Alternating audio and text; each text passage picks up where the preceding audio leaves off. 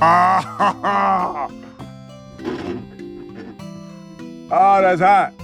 That's hot. Today, we're discussing Empire of Silence, Book 1 in the Sun Eater series by Christopher Ruocchio. This is going to be a full spoiler discussion, just for spoilers in this book, not for any other book in the series. This is my first time reading through the series, so don't spoil anything for me. If you're looking for a spoiler-free video, I did just post a spoiler-free review for Empire of Silence, and in that video, I cover a lot of my general thoughts. I also delve a lot more into like the criticisms I have for the book, so that might be worth watching as well. But in this video, we're going full spoilers. We're going to be doing a deep dive on this book. I'm actually kind of recapping the book as well, because I'm going to go chronologically through all the events in the book and discuss with you guys. So I'm opening this up to have conversations in the comments about Empire of Silence, because I really want to talk about this book. Also, if you don't know, I'm hosting a big Sun Eater read-along on the Discord server. So over on there, we're reading the book together, we're talking about it, and basically all the notes I take during those read-alongs are going to be used in making these big discussion videos. So if you want to read book 2 with me, make sure to join the Discord server. I have had some people wondering like how you join the read-along. If you're not familiar with Discord, basically just download Discord, use my link in the description, and you'll join my server. Then on my server, there's a bunch of different chat channels, and just go to the Roll React channel. And on that Roll React channel, there's several different book series, and if you react with the Sun Eater emoji, you'll get access to those channels for the read-along. But yeah, that's how you join the read-along. I have been having so much fun reading through these books with you guys and just chatting with you guys. It's been a blast, so make sure to join if you haven't. Okay, without further ado, we're going to be diving in to Empire of Silence. Light. The light of that murdered sun still burns me. I see it through my eyelids, blazing out of history from that bloody day, hinting at fires indescribable. It is like something holy, as if it were the light of God's own heaven that burned the world and billions of lives with it. I carry that light always, seared into the back of my mind. I make no excuses, no denials, no apologies for what I have done. I know what I am. First of all, what an awesome way to begin a book. I love the introduction to Empire of Silence. We're being introduced to this frame narrative where Hadrian Marlowe is recounting his life leading up to the event where he destroyed a sun and killed billions. That is an awesome hook. I was extremely hyped reading that because there's something about downfall stories that I really enjoy. I love a good downfall. It's kind of the opposite of a redemption arc, which I also really love. But in this case, it's like we're following a character that is becoming a monster, or they have to do monstrous deeds to achieve their goals. And there's just something really compelling about that. I don't think that says anything about me. It feels like we're reading the personal account of Darth Vader. It sounds like this is going to end in tragedy, and I'm invested. That made me invested in finding out what happens. Why did he destroy a sun? As openings go, I would say this one is brilliant. It does feel very similar to the whole Name of the Wind passage. If you don't know, in The Name of the Wind, near the beginning, there's this famous passage where the protagonist, he kind of lists off all of his titles and his accomplishments and his crimes. Some of them are true, some of them are exaggerations. Usually it's kind of a mix, but it is very reminiscent of that passage, and I've seen some people online try to say that Ruocchio copied Patrick Rothfuss. Bruh. I really don't think so. I think they just have a similar badass way to introduce their protagonists. they're not the first authors that have done that. And Patrick Rothfuss was not the first author to use a frame narrative. I've also seen so many people on Goodreads and even in some YouTube reviews say that Ruocchio stole the whole frame narrative thing from Rothfuss. If that was the case, then I guess Rothfuss stole it from Robin Hobb before him. Anyways, let's move on and talk about the next section of Hadrian's early life on his home planet of Delos? Delos? Delos. Hello there.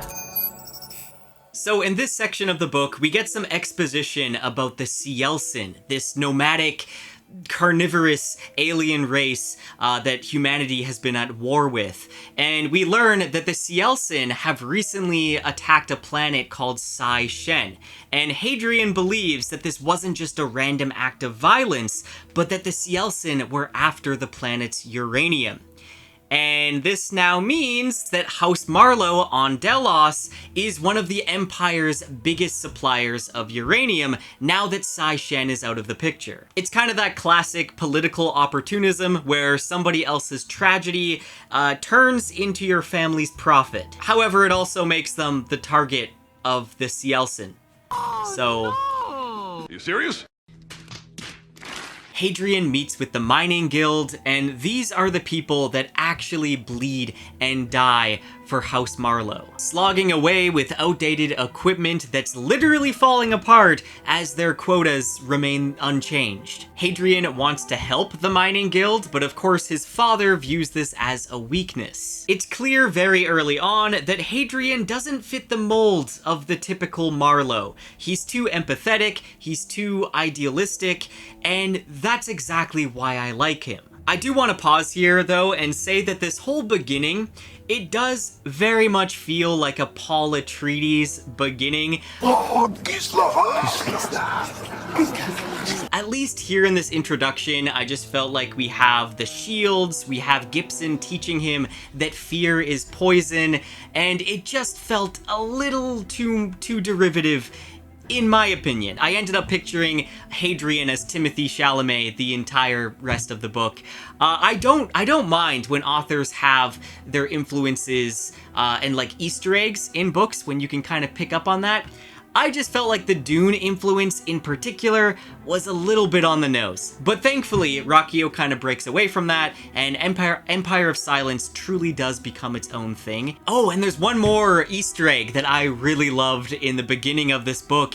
There's a reference to the Hall of Bright Carvings from the Gormenghast novels. You can find this reference in chapter 5.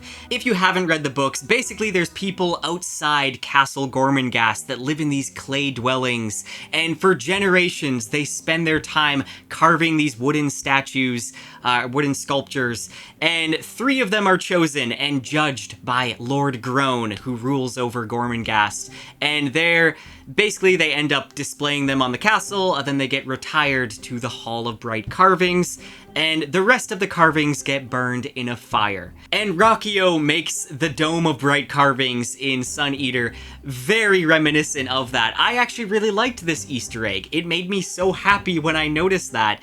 Probably just because I don't know many other people that love Gormenghast as much as I do, but that was an Easter egg that made me smile. There's another Gormenghast Easter egg later on as well. Let me know if you noticed it. In the book series that I'm writing, I also have a lot of Gormenghast, like, inspiration.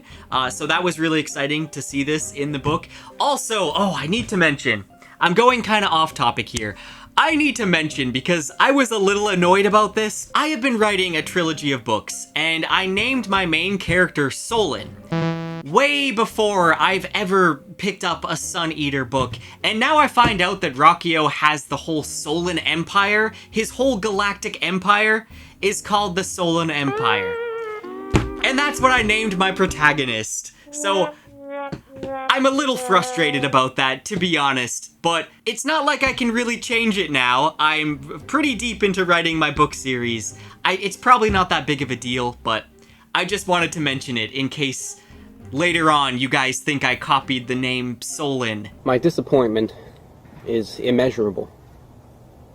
and my day is ruined. Okay, skipping ahead a bit, Hadrian is kind of disgusted by Crispin's behavior in the Colosseum and just the sheer praise of all the bloodshed going on, and he ends up leaving early, which very much upsets his father. But then he's ambushed and beaten nearly to death by a group of kids. And I gotta say, I was kind of surprised by this because, you know, he's grown up with a lot of combat training, but it makes sense. He's being ambushed by a group of people. He can't fight them all at once. So this was a very humbling experience for our protagonist, and I'm kind of glad he didn't just end up kicking ass. I'm glad that he got his ass kicked so that we can kind of grow from there. And also it leads to a very powerful scene where nobody shows up for Hadrian when he ends up in the Medica. His mother and his father, they don't show up, and that says everything we need to know about their family relationship. And this made me feel for Hadrian so much. I can also kind of relate to him when it comes to this. Not that I've ever been beaten by a group of kids. Something's gone wrong. That's not what I'm saying. But when I was growing up, my birth father, my parents were separated before I was even born. And growing up, my biological father wasn't really there for me. When I did spend time with my dad and his other family, he didn't want his other kids to know that I was their brother. So I had to pretend to be like a family friend and not their half-brother. So eventually, when I got into my early teens, I guess, I just ended up cutting off contact with my father because he was never a father to me. I still don't know if his kids know that I'm their half-brother. Anyway, that's completely off topic, probably too much information, but I just wanted to explain that to say that I can kind of relate to Hadrian when it comes to his father and kind of the disappointment and the anger that he has, how he wants a father figure, but his dad isn't stepping up. But who does step up is Gibson. Bless Gibson's heart. Gibson is Hadrian's mentor and tutor, and he's the closest thing that Hadrian has to a true father figure. Even though Gibson isn't around for much of the book, we kind of get this connection to him. We understand his character because Hadrian is constantly thinking in Gibson's voice. He's constantly reflecting on the lessons that Gibson taught him. So by the end of this book, we kind of understand who Gibson was more than we did at the beginning. And it's very clear that Gibson has been a massive role model for Hadrian. It's Gibson who believes in Hadrian's dreams of becoming a scholiast, and it's Gibson who risks everything to help him escape his father's grip. He offers kindness and wisdom in a world that is dominated by cold ambition, and Gibson ends up gifting Hadrian a book related to their discussions, along with a letter intended for the scholiasts. Scholiast? Sorry if I'm pronouncing any of these words wrong. Not trying to tie this back to the Name of the Wind again, but this does kind of remind me of Abinthy, who gives Kvothe a book and kind of sends him off to the university. And then we have Hadrian's mother, who spends most of her time at her summer estate, and you get the hint that this is a loveless marriage. I mean, she also prefers women, so it's clear that there's no real love for Hadrian's father, and who can blame her? But when she returns, she ends up being one of the few people that's actually in Hadrian's corner. The way she quietly supports his plan to become a scholiast and get off the planet. There was a moment where I couldn't quite tell if she was doing this just to spite her husband, but I do believe she did have affection for Hadrian, and she was doing this for him. And then we have the golden child, Crispin. The relationship between Hadrian and Crispin is messy, and it's kind of heartbreaking. From Hadrian's perspective, Crispin is basically a rival and a brute, undeserving of respect and their father's approval. But if you read between the lines, Crispin isn't actually as bad as Hadrian is making him out to be. Crispin clearly admires his brother and he seeks validation from Hadrian, but Hadrian isn't giving him anything. Unfortunately, Hadrian is too caught up in his own bitterness to even notice, and that's kind of their father's intentions, I believe. I feel like their father is pitting them against each other. Their rivalry directly stems from Alistair's bad parenting and like his manipulation. It's a very toxic family atmosphere at the Marlowe dining table. Hadrian insists on becoming the heir, even though he doesn't want to be, but it's mostly because he craves his father's approval more than anything. And despite criticizing Crispin's anger and his stubbornness, Hadrian displays those exact traits, and he doesn't seem to notice. And this is a perfect example of a unreliable narrator who doesn't seem to notice their own flaws. And it's actually kind of tragic. Like, you gotta imagine that Crispin is also experiencing a lot of pressure from their father, but from Hadrian's point of view, he's just the favorite child. I also think that Crispin doesn't hate Hadrian as much as Hadrian hates Crispin. There's that really great moment a little later on where Crispin admits that he always thought that Hadrian was the favorite son, that he would get Devil's Rest, and he kind of made peace with that idea. So there's these moments where Crispin does try to connect with Hadrian, especially when it is finally decided that Hadrian's gonna be sent away. He does try to connect with his brother, but Hadrian denies him every chance he gets. I just think this is really good writing, because I don't feel like Ruocchio is directly spelling it out for us. He's trusting in the readers to kind of get the context clues, to kind of pick up on this cycle of abuse and put all the pieces together to understand the relationship going on here. And I love that. He's not talking down to his readers. Now, I am getting ahead of myself, so let's go back and talk about the whole plan for Hadrian to escape the Chantry. It's both a clever plan, also very desperate. His father wants him to join the Chantry and basically become like a religious advisor or an inquisitor. And Hadrian doesn't believe in the teachings of the Chantry, so this is basically a life sentence to him, and he has to get out. So he devises the plan with Gibson to write him a letter of recommendation to become a scholiast, and Gibson does this even though he knows it would be considered treason. So they come up with a scheme involving a fake donation to the mining guild, laundering a chunk of money so that he can fund his escape off the planet.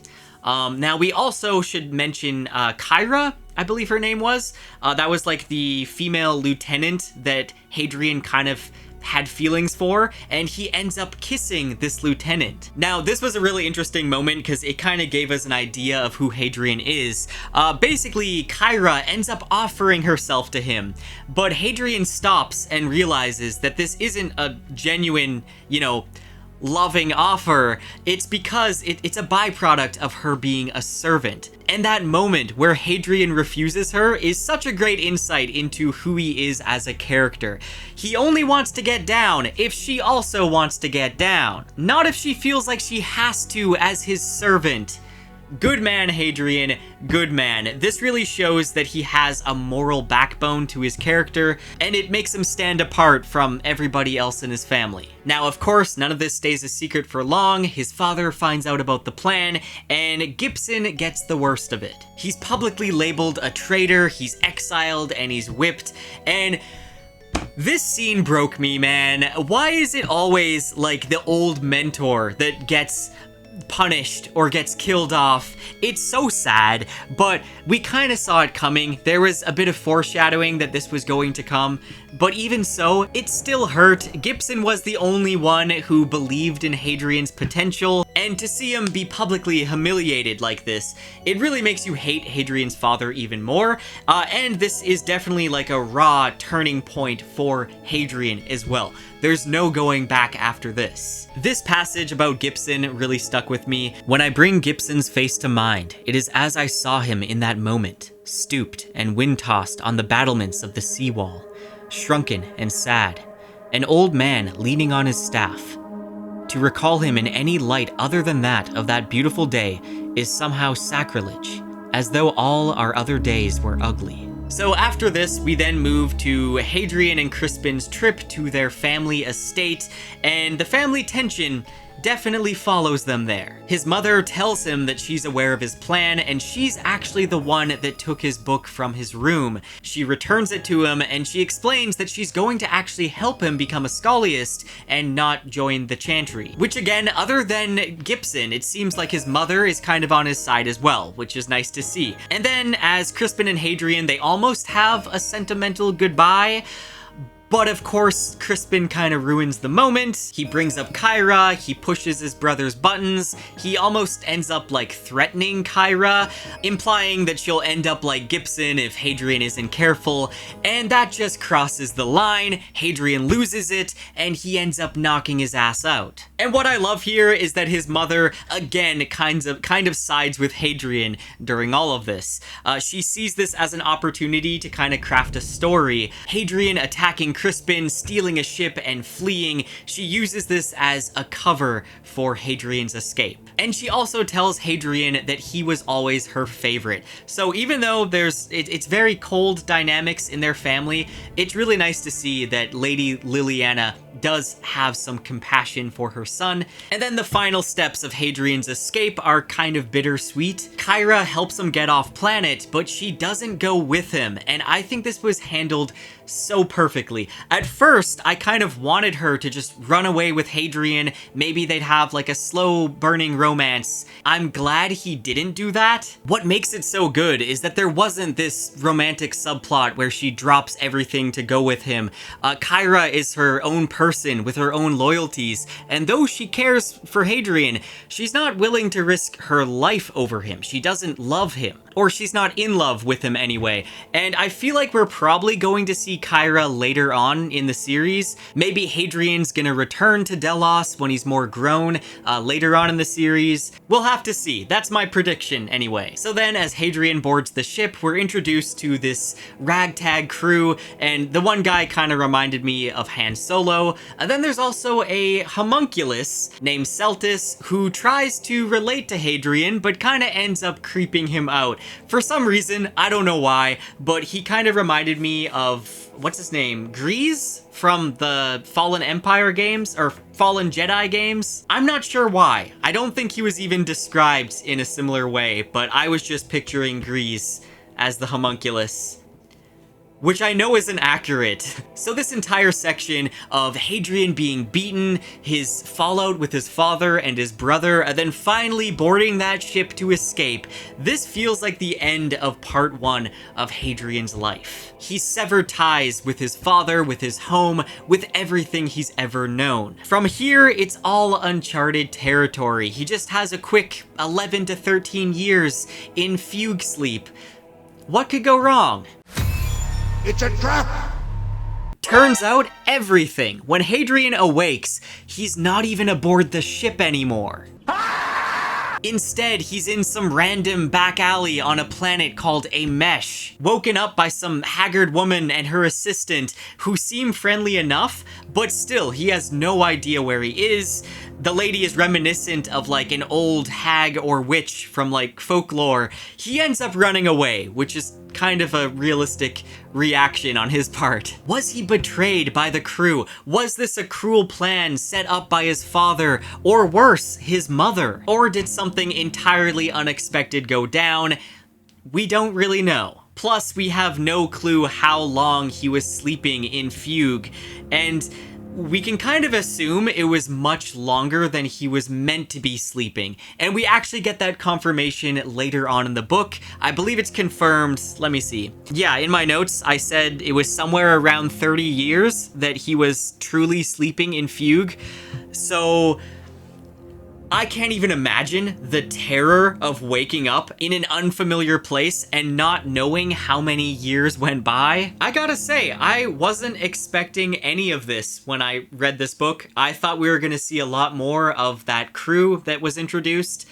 And I'm really glad that Ruocchio just threw a curveball and surprised me. You gotta love when an author keeps you on your toes. Now, the planet Emesh is located in the Vale, which is kind of close to the front lines of the war going on with the Cielcin. Nowhere near the scoliest planet that he was supposed to be on. Hadrian doesn't have his ring, which contains all of his data, his identity, and his entitlements. He doesn't even have a credit chip. He is essentially a nobody now, and I feel like this is one of the greatest, like, twists in the novel, because we're taking a character that is very overeducated and aristocratic, basically the heir of an entire planet, and we're throwing him into the gutter of society. We then spend many chapters watching Hadrian adapt to the streets, adapt to the different gravitational pull on his body, and basically he moves from a noble to a beggar. He scavenges, he fights, he steals, and he basically reshapes himself from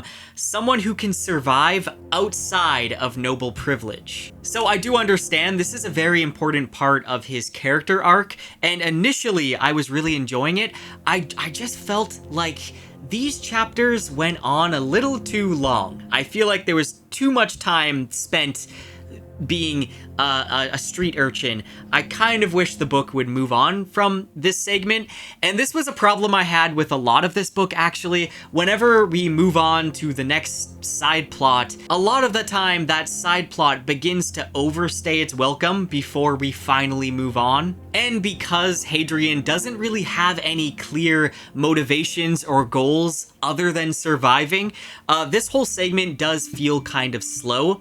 Like structurally, because he's just being a reactive character. He's not being proactive. And really most of this book, until close to the end, he's been fairly reactive. And that's one of the things that really slowed this book down for me.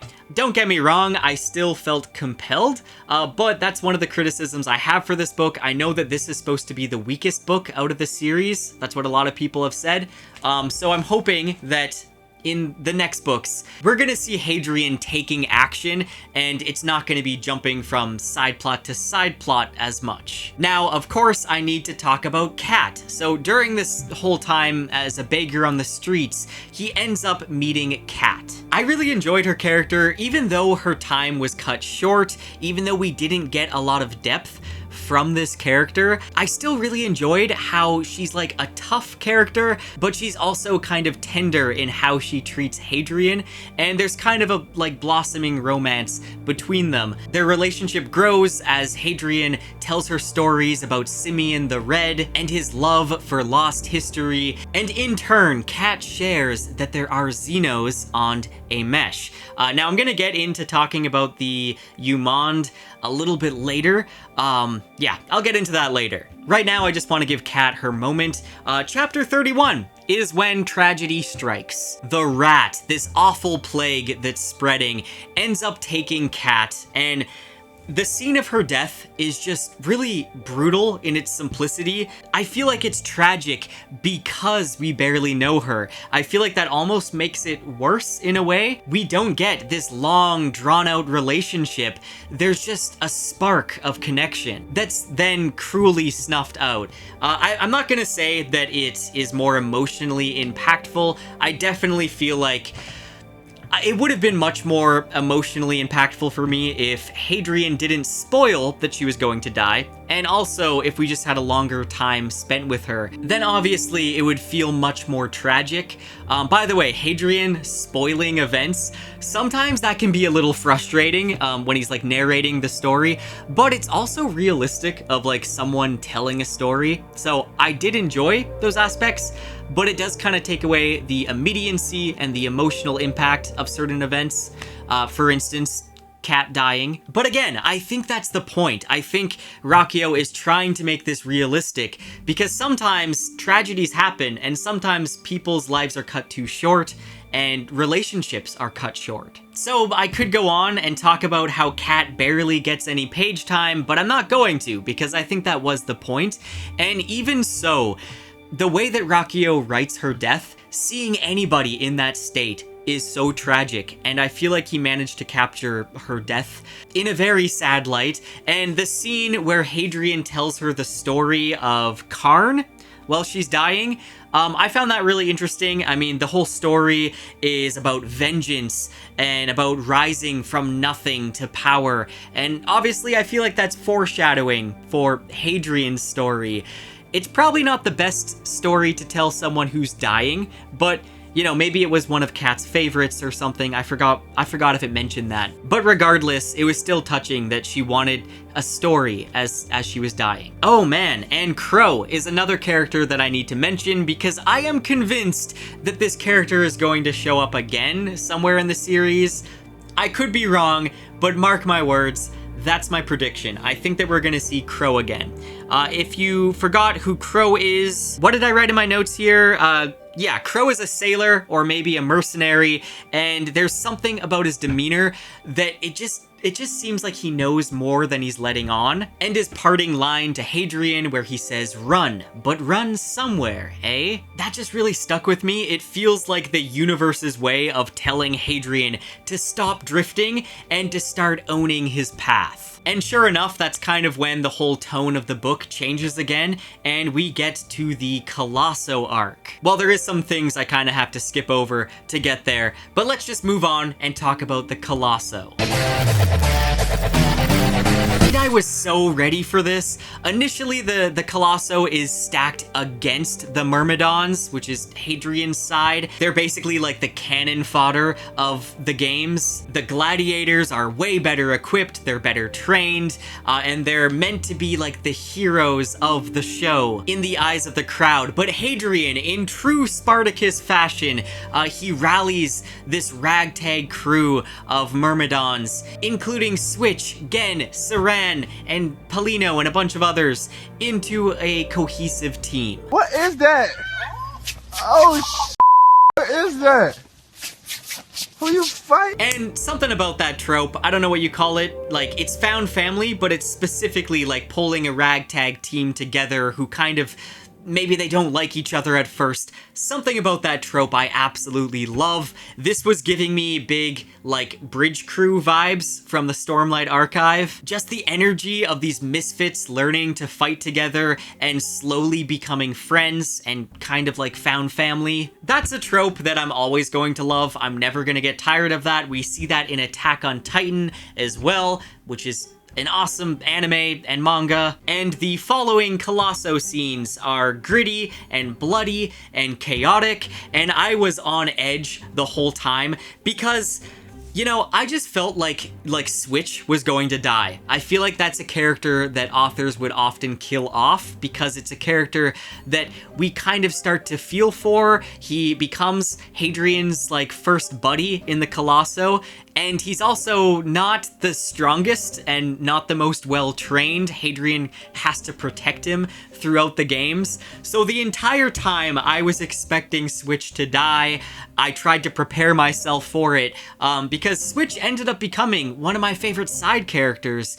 Even though we didn't get a lot of scenes with him, thankfully he didn't die. And I'll get into, you know, Switch later on in the book. But the entire Colosso section, this is where we start to see Hadrian kind of build up his leadership skills. It's where he begins to shape his own identity. Not as an heir to House Marlowe, but as a man who earns his place through blood and grit. This was actually a section of the book that I kind of wanted to go on longer. I wish that the, like, homeless section was a bit shorter and the Colosso section was a bit longer. I loved the camaraderie that he had with this group. I do feel like this entire time through the book, a lot of the side characters are kind of undercooked. They kind of have a few quirks that make them stand out, but then as soon as you begin to get interested in them, the story moves on, and then we don't see these characters for a long period of time. And that was the main big criticism I had for this book, is that I was just wanting some stronger side characters.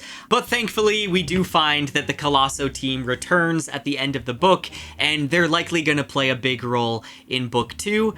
So I'm very excited about that. Now, chapters 38 to 39 begin to really, like, increase the intrigue of the novel because we're introduced to a mercenary named Kogan, and he lets slip that apparently nobles capture Cielcin and keep them as slaves or kill them as sport. And this kind of blows Hadrian's mind, and mine too. It's just another dark detail that builds the moral rot of the Empire. And also, helps you see the Cielcin in a different light. And then Hadrian runs into the hunchback priest, Gilliam Vas, who is definitely one of the most unsettling characters that we've met so far in the book. The mismatched eyes, the slicked back hair, the warped genetics. He is an intis, which is basically a child of noble bloodlines gone wrong due to excessive genetic altering. He has some White Horse Company mercenaries with him, which kind of tie back to the mercenary stories that Hadrian heard about, and of course back to Kogan. Yeah, Gilliam Vas is a pretty creepy guy. You know there's something dangerous about him. You don't really know what, but he's kind of the... I guess he's kind of the main antagonist of book 1. I feel like he was possibly a bit underused. We could have seen more of Gilliam Vas, but I do think overall he did an effective job in the role he had to play. When Hadrian questions him, Vas orders his guards to stun him, which leads to another classic Hadrian moment where it fades to black. Then he wakes up in some other place. After waking in Dr. Chan's office, Hadrian learns a bit more about Vas and about the tangled politics on Emesh. Now at this point, Had considers trading some of his family land on Delos for a vessel off-world. And that's so pity to like spite his father from across the stars. I love it. I love that plan. It doesn't exactly work out that way though. This all leads to him sneaking into the prison block to meet with the captive Cielcin. And I gotta say, while this is one of my favorite parts of this section, even of the whole book, I really enjoyed this part. But the way that Hadrian disguises himself to get into the prison, how he basically just pretends he has a hunchback, and like, somehow it's believable. I don't know about that. I'm sorry, but there is no way he's gonna fool anybody with that. But apparently that guy in the kitchen fell for it, so it worked somehow. But it just kind of made me laugh, just pretending you have a hunch. We also have that confrontation where Switch punches Hadrian. He discovers that Hadrian's been lying to him about his identity, and I felt really bad for Switch in this moment. You know, he's kind of confided in Hadrian, but Hadrian hasn't been telling him the truth, and it was just kind of heartbreaking to see them kind of drift apart and to see how hurt Switch was, because Had was like the only person that Switch really trusted in. Anyway, the way that Ruocchio builds up the mystery of the Cielcin, and for Hadrian to finally meet one, I believe his name was Maxim, Maxim?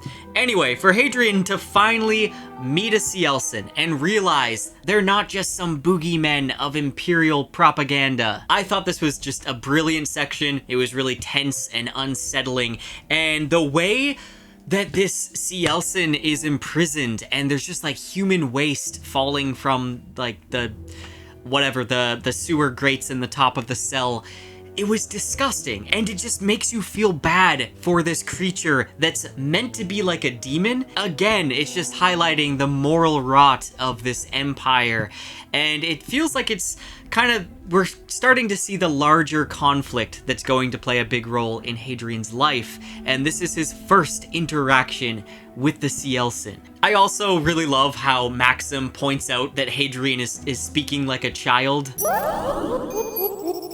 But then Hadrian's capture by Balian Mataro, it shifts the tone of the novel again. Hadrian has traded one cage for another. This time, a much fancier one for sure, but it's a cage. He's forced into the role of tutor and companion for Annius and Dorian, and he takes on the name Hadrian Gibson, which I really love that nod to his old tutor. Great way to honor, like, the one role model in his life. And even though I still wanted more of the Colosso, I really liked these chapters. I feel like we see a different side of Hadrian. He's surrounded by wealth and privilege again, but he has changed so much that he doesn't really fit in with that world anymore. He doesn't fit in comfortably anyway. He's restless, he's haunted by his time on the streets and in the arena, and this really shows us how far he's come as a character and how he's changed. And of course, in this section of the book, we're introduced to Velka Ondera, who is a Tavrosi xenologist, and she's very mysterious and intelligent, and she's passionate about her work, especially when it comes to the alien ruins at Calagah. And she's a character that I feel like is definitely going to play a big role in Hadrian's life. She's kind of a no-nonsense type of person, and it's clear that Hadrian begins to have feelings for her, he admires her. Now, I have seen in a lot of reviews that everybody kind of loves Velka, and I'm not sure if I feel the same way. She's definitely the character, the side character that gets a lot more depth in this book, but I just don't exactly buy the chemistry between her and Hadrian. I feel like they're way too similar, and there's moments I wanted there to be more chemistry, but I just wasn't really feeling it. Maybe that's just me, I don't know, but I feel like Velka, she has too many similar interests to Hadrian, and I wasn't feeling the romantic chemistry at all. Maybe it's a case where they're just gonna where there's gonna be a slow, like, romance over time. Maybe that's what's gonna happen. I'm not quite sure yet. Anyway, one of the more disturbing moments comes on Dorian's birthday, where Makisam, the Cielcin, is executed in a gruesome, rictualistic fashion. And this is really a gut punch right after, you know, Hadrian kind of made that connection with this Cielcin. There was a moment where I thought the execution wasn't gonna happen. I thought maybe somehow the Cielcin would break free and make an escape, but no, he's executed, and Ruocchio shows us just how brutal life can be. Meeting Makisam, even briefly, it kind of chipped away the propaganda that's going on in the Empire, and this moment just really hammers home the cruelty and how unflinching the Chantry and the nobility are. And then chapter 49, on the other hand, brings us some much needed hope. It gives us this light-hearted chapter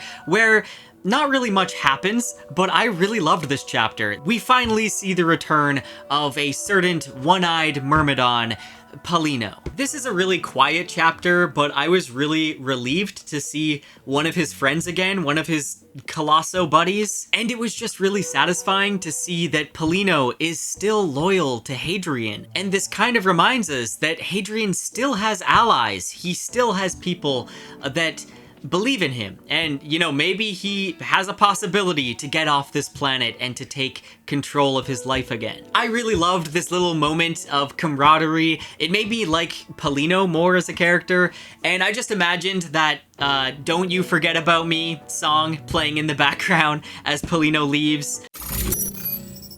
The next stretch of chapters really dives into Hadrian's feelings for Velka. She's older, she's intelligent, she's as no nonsense as it gets. Their discussions about the Umandh and about ancient history, those are some of my favorite moments. I really loved their conversations. Velka is one of the few characters that actually challenges Hadrian intellectually and morally as well. Even if she isn't exactly the most moral character, I mean, she does have relations with like a sex slave. What? You can tell that Hadrian is falling for Velka, and I think she feels the same way.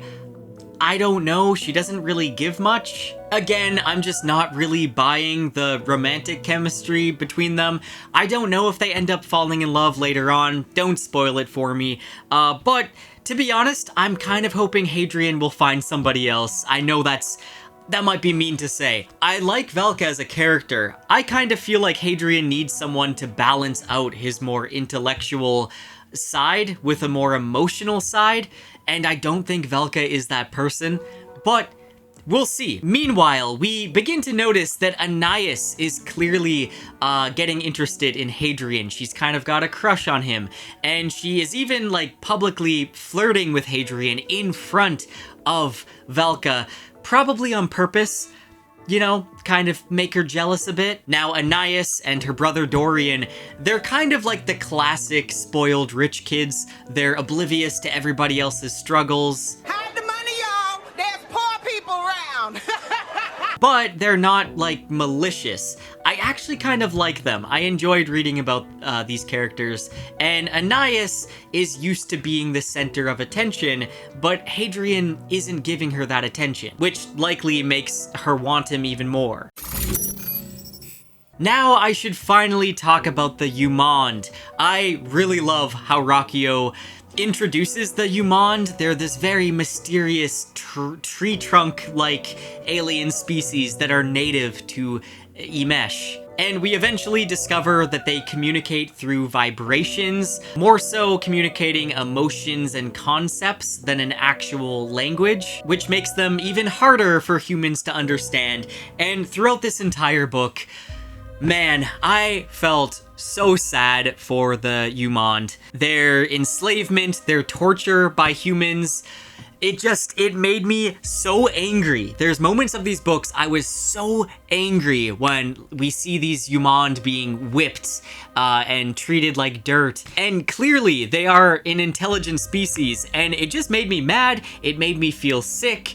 I really hate that kind of thing, and so props to Ruocchio for successfully making me feel that way. We eventually get that chilling moment when the Umandh are kind of stirred into a frenzy, and it seems like it's actually a coordinated, like, rebellion. And Hadrian and Velka barely escape. I was cheering for the Umandh, obviously. I really wanted the Umandh to be set free. It's also really sad too, because I remember it's mentioned that the Umandh are being shipped off planet as well. Nobles are buying them and seeing if they survive on their planets, and they're using them as slaves, and it's just really sad. I don't know what else to say about that.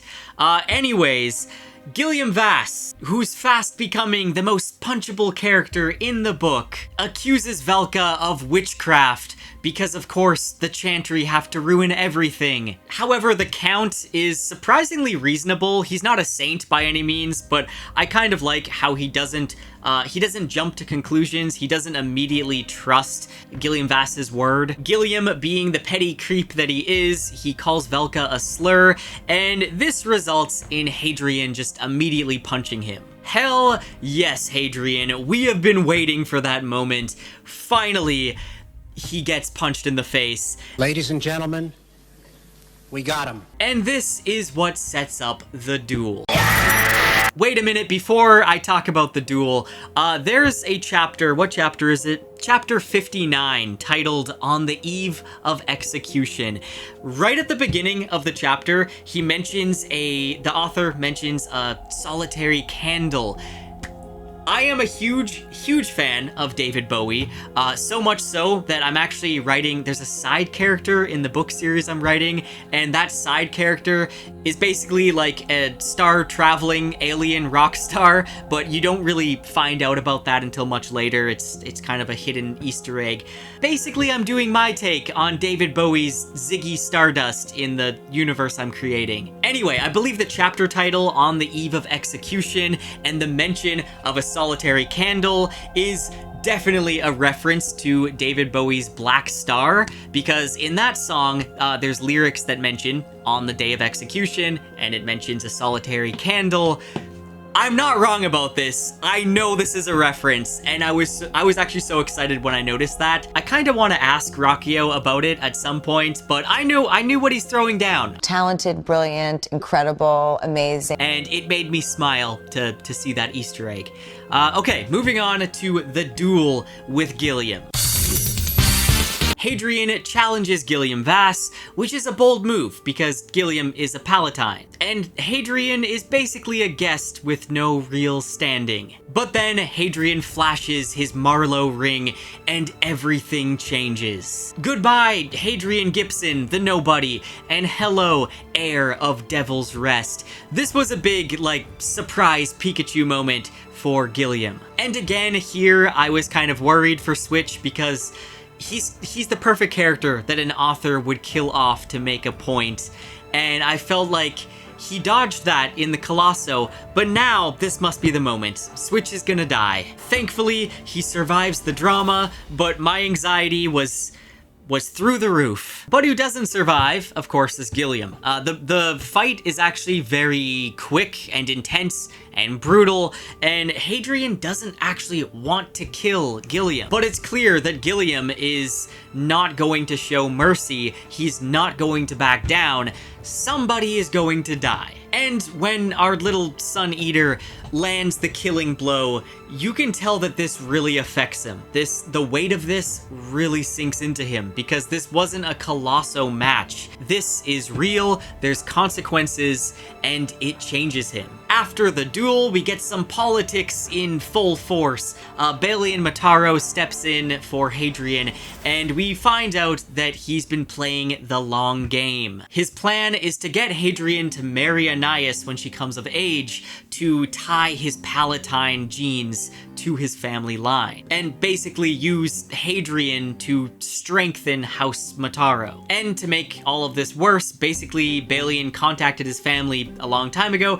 Turns out that the Marlowe family has basically disowned Hadrian. He's cut off, no wealth, no power, no safety net at all. His identity as a Marlowe has kind of been a double-edged sword the entire book, but now he's completely adrift, and Mataro knows it, and is going to take advantage. Now, throughout all of this, Velka kind of remains the one shining light for Hadrian. They discuss the ancient ruins at Calagah, and the quiet, this mysterious ancient civilization that left no bodies, no tools, no trace of their existence, except for impossible structures. And this is such an eerie concept, and the fact that some of these structures they built are hundreds of thousands of years old, and this blows Hadrian's mind. They're much older than the Chantry's claims of humanity being the first, spacefaring race. And man, there is something about ancient, mysterious civilizations that I always love reading about. It doesn't matter what book it is. That's one of my favorite tropes. It's something I'm including in the series I'm writing as well, and I love to see it here. I do gotta say, the quiet is definitely inspired by Halo, and Ruocchio apparently is a fan of Halo, so that was really cool to see. And I'm really interested in learning more about the quiet. Not too much though, I want it to still be mysterious, but I can't wait to find out where this goes. And then we get the scene where Hadrian touches the glyph in the ruins, and he gets this weird vision, a vision of the Cielcin, and that was wild. Basically 6 hours vanish while he's in this strange, transcendent state. And I love these mystical, strange moments in fiction. And Velka's reaction though, I mean, Velka, she thinks he's lying or exaggerating, and that's a little bit frustrating, you know, but I think that's just who she is. She's very grounded in science and logic, and this was very much a mystical experience. And then we have the arrival of the Jadians, led by Lady Kalima Alirada Adiri di Sayip. Wait a minute! Who are you? Easily the best and hardest name to pronounce in the book so far. And she's accompanied by Aloran the Swordmaster, who's a character that doesn't get a lot of page time, but I did enjoy his character. Now, they all discuss the assumption that these ruins were built by a pre-Umandh race, and it likely wasn't the Cielcin either. Wait, is it Jadians or Judians? Oh man, I forgot now. I know somebody's gonna tell me in the comments. We learn that the Judians have been on a Cielcin ship before, and the ship's construction resembles the same style as these ruins. And when Hadrian asks about the context of when they were on a Cielcin ship, they reveal that apparently they captured a Cielcin outrider at one point. Oh, and I believe around here is when Anais kisses Hadrian and Velka sees it. We get a bit more of that dramatic relationship tension. But Hadrian is absolutely not interested in Anais, like, at all. Honestly, I kind of feel bad for her. I also understand how Hadrian feels. He feels like he's basically being used as a slave to give her a child, and obviously it's not really a great position. And then we have the final act of Empire of Silence, which hits us like a thunderclap. This was by far my favorite part of the book. The Cielcin ship crashes or is shot down on Emesh, and everything shifts. This isn't just a political chess game anymore. This is the first major moment where Hadrian steps out from being a pawn in a game and begins shaping his own myth and taking action. He refuses to return to safety with Anais and Dorian, and instead he insists on going to the Cielcin and acting as a translator to hopefully prevent, unwanted bloodshed. They begin heading to the crash site, and we have Jadians, we have Imperial Legionnaires, we have Mataro's own staff.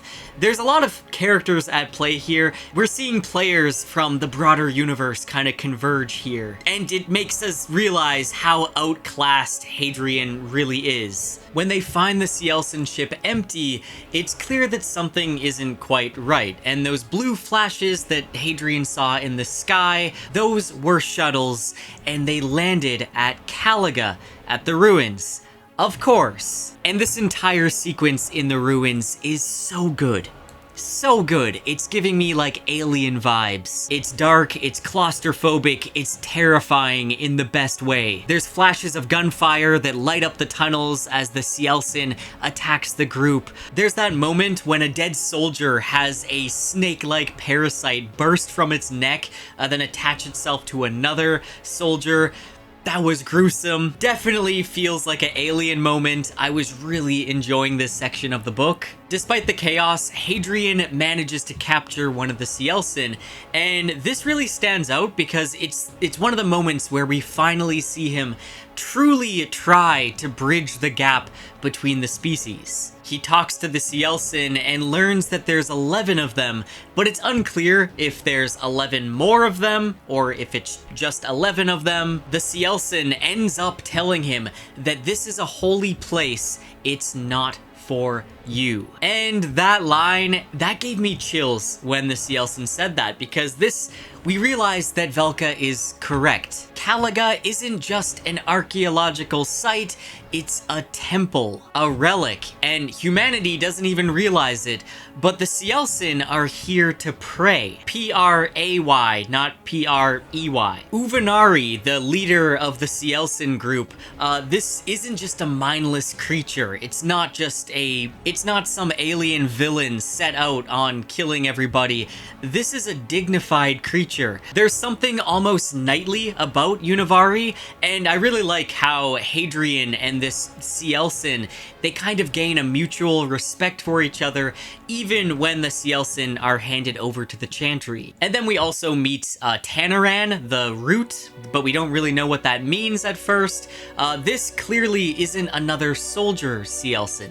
There's something different about this one. There's a hierarchy here, a culture. The Cielcin are not just monsters. They have faith and traditions and their own holy sites, and this fact alone makes them so much more interesting than your average antagonistic sci-fi alien villain. To be honest, I was kind of rooting for the Cielcin at this point in the book, because every time we see the cruelty of the Chantry, it makes me just want to see Hadrian burn their order to the ground, but then I guess he'd be no better than them. We then have the final section of the book, the torture scenes of the Cielcin. This was a really brutal part of the book, and not just the violence, but the moral line that Hadrian has to walk here. He's forced into the role of being a translator, but he really doesn't want to be in that role in this moment. Uvenari isn't a threat. He's a pilgrim. His people came here to Calagah to pray, not to conquer, and they see these ruins as something sacred, just like how Velka views the Quiet. And this makes the Chantry's treatment of the Cielcin even more disgusting, and I think we can really see Hadrian's hatred for the Chantry truly begin to solidify here as he sees what they're doing, like, firsthand. And he sees what he himself could have become. Uvenari pleads for death as a mercy to Hadrian, and the scene where Hadrian has to make the decision to kill Uvenari, it's one of those just quiet, tragic moments that's necessary, but it's like, I'm just kind of dreading reading it. But it tells us what we need to know about Hadrian's character. He's willing to get his hands dirty if it means ending the suffering of someone else. And then the power outage that Velka triggers causes an all-out riot with the other Cielcin, and Hadrian is left alone with Uvenari. Well, not alone. There's like 2 other torturer people in the room, and It's be about time. Uvenari brutally kills them and drinks their blood, and this is when Hadrian sees the, like, demon part of the Cielcin. This is where the legends of the Cielcin kind of come true. He's watching firsthand just how brutal and vicious they can be. But can you blame the creature? Not really, because the humans were being just as violent and disgusting to it. Anyway, it's after he kills the Cielcin that the story begins to wrap up, and we get this mystery of Vergoso, which I think is going to be the main mystery for the next book, maybe even the rest of the series.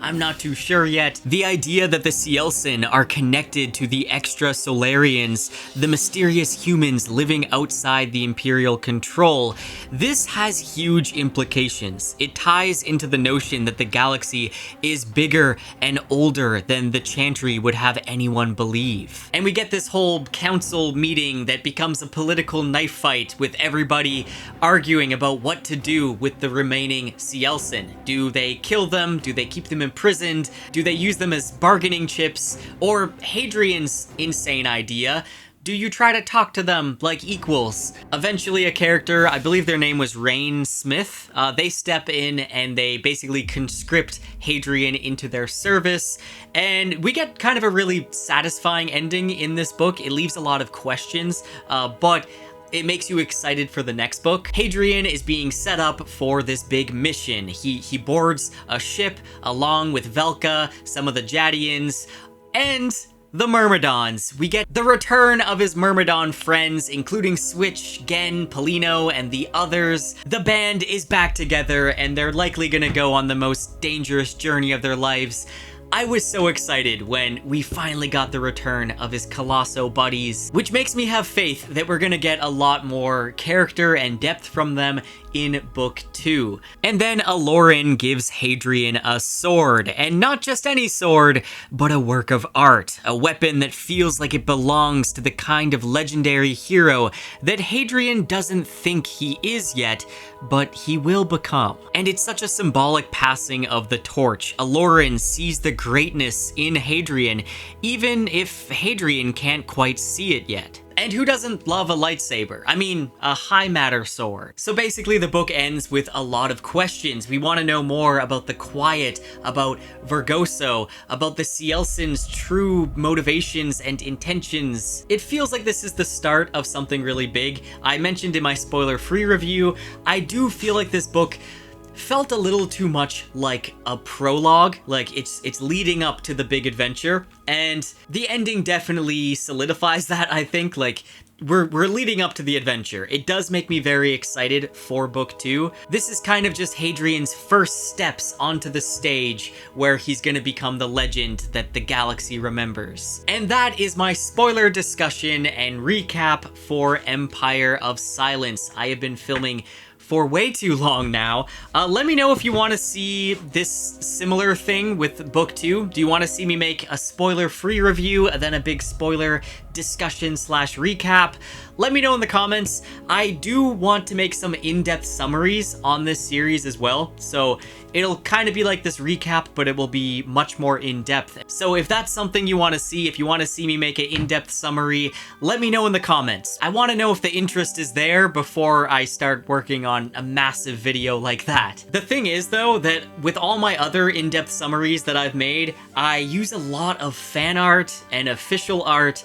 but there really isn't that much art for the Sun Eater books. There's not much fan art yet, so it might be lacking on artwork, but obviously I'll still put just as much time and effort into making it a quality summary so that you don't have to go and reread all the books when a new one comes out. If you want to join along and read through the series with me and discuss it, then make sure to join the read along on my Discord server linked in the description. As always, a huge thank you to all my patrons and my channel members that make these videos possible.